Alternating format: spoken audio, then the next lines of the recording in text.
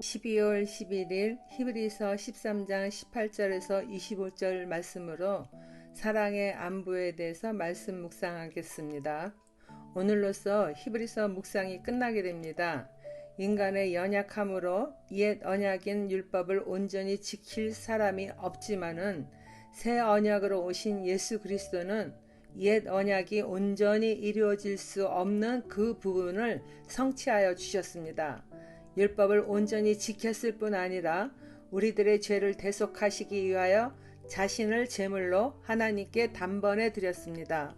그분은 하나님 아버지의 뜻을 완전하게 이루시고 지금도 우리를 위하여 하나님 앞에서 중보하고 계십니다. 히브리서 기자는 예수 그리스도의 우월성과 탁월함을 누누이 강조하면서 그러므로 이제는 흔들리지 않는 하나님 나라를 받았으니 경건함과 두려움으로 하나님을 기쁘게 섬기며 은혜 받는 삶을 살아가기를 권면합니다. 오늘 읽을 서신의 마지막 부분 역시 이 글을 읽는 모든 수신자에게 사랑의 안부를 담아 영원토록 하나님의 은혜 가운데 살기를 인사합니다. 첫 번째 단락 보겠습니다. 아멘. 주 예수여 오시옵소서. 우리를 위하여 기도하라. 우리가 모든 일에 선하게 행하려 함으로 우리에게 선한 양심이 있는 줄을 확신하노니 내가 더 속히 너희에게 돌아가기 위하여 너희가 기도하기를 더욱 원하노라. 18절과 19절을 읽어보면 바울의 다른 서신서와 흡사한 느낌이 들어 마치 저자가 바울인 것 같다는 생각도 듭니다. 오래전 신학 공부를 할 때에는 히브리서 저자가 미상이지만 그래도 문체를 보면은 바울일 것이라는 말이 더 유력했는데 시대가 지나가면서 구약 성경에 능통하다는 아볼로의 이상이 높아져서인지 아볼로가 저자일 거라고 보는 분들이 많아졌습니다. 여하간에 히브리서 저자는 핍박과 박해 가운데 환난을 겪고 있는 성도들 곁으로 속히 돌아갈 수 있도록 기도해 달라는 글을 통해 성도를 향한 지도자의 마음이 진하게 전해져 옴을 볼 수 있습니다. 당시 환난을 겪는 성도들은 제대로 집에 살기보다 여기저기 흩어지게 되었고 특히 공동묘지인 카타콤에 많이 숨어 살았으니 당시 그들의 삶이 얼마나 막막하고 힘든 상황이었는지를 가늠해 볼 수 있습니다. 이런 환난 가운데 있는 성도들에게 히브리서 기자는 자신들을 위하여 기도하라고 권합니다. 그것은 믿음의 공동체를 해체시키려는 악한 자들이 환난을 견뎌내고 있는 연약한 성도들에게 그들의 지도자들에 대한 비방을 하거나 성도들이 지도자들을 의심할 수 있게 만들었던 것입니다. 어린 성도들의 믿음의 뿌리를 뽑아내려는 악한 계계인 것이죠.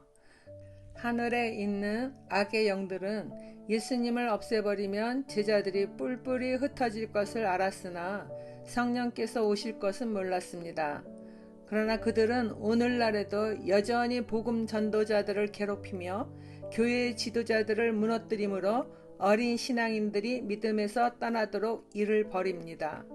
이러한 영적 세계를 아는 당시 지도자들은 우리는 선한 양심을 가지고 있음이 분명하며 그러기에 모든 일도 선하게 행하고 있다고 자신 있게 말합니다. 19절에서는 우리 중에서 편지를 쓰는 저자가 자신이 더 속히 고난 가운데 있는 성도들에게 돌아가기를 기도하고 있다고 더욱 원하고 있다고 이렇게 말합니다. 이 글은 지금 하늘에서 우리를 내려다보고 있는 예수님의 마음과 같을 것이라는 생각이 듭니다. 세상의 문명은 발달하여 최첨단의 세상을 살아가고 있다 하지만 날이 갈수록 빈부의 격차는 심해지고 전쟁의 소문과 곳곳에서 일어나는 자연재해로 울부짖으며 무수히 죽어가는 생명들을 내려다보시는 예수 그리스도께서 속히 다시 오실 날을 손꼽아 기다리고 계실 것입니다. 그 예수님이 우리에게 내가 속히 올 수 있도록 기도해 달라고 말씀하고 계실 것입니다. 적용 질문입니다.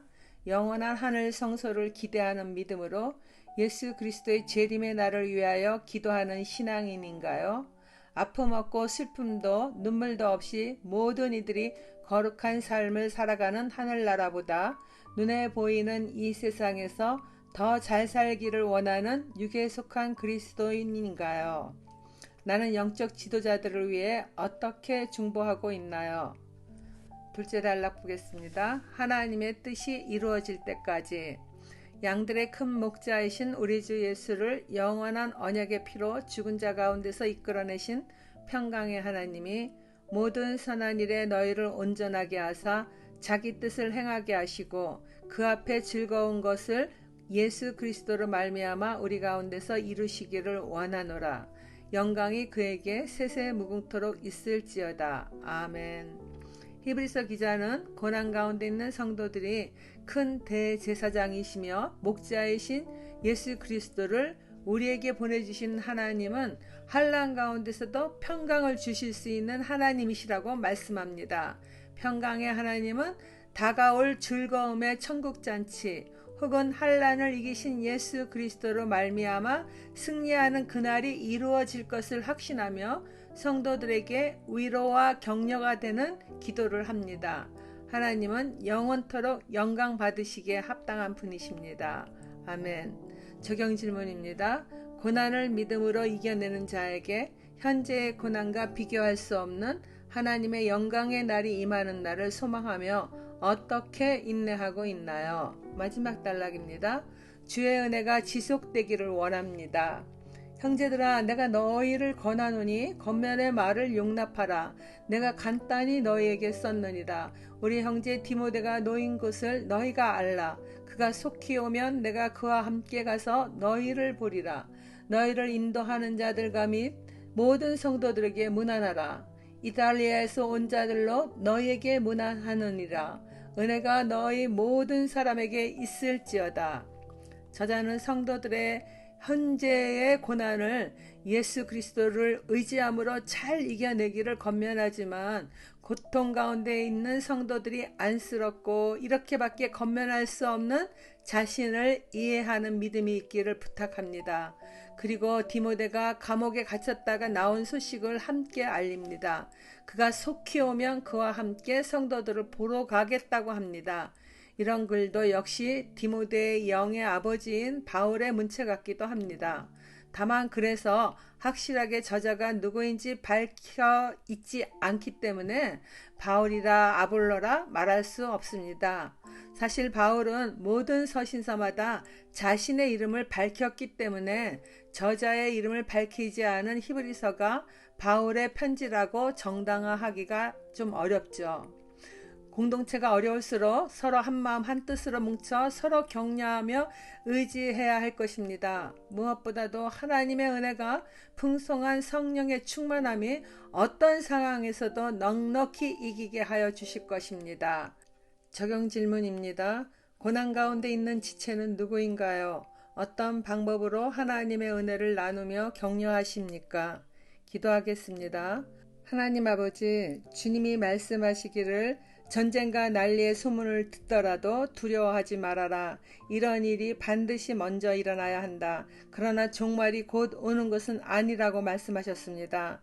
오래전 히브리인들이 믿음으로 인해 겪는 환난을 잘 감당하였듯이 오늘을 살아가는 우리들도 마지막을 예고하는 징조들의 귀를 기울이며 더욱 예수 그리스도를 의지하는 삶을 살아가겠습니다.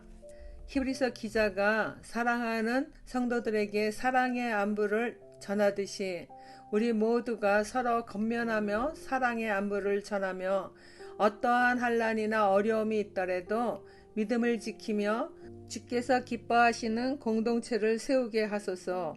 고난 가운데 있는 지체들을 돌아보고 중보하며 무슨 일을 만나도 승리하는 믿음의 삶을 살게 하여 주시기를 예수님 이름으로 기도드립니다. 아멘.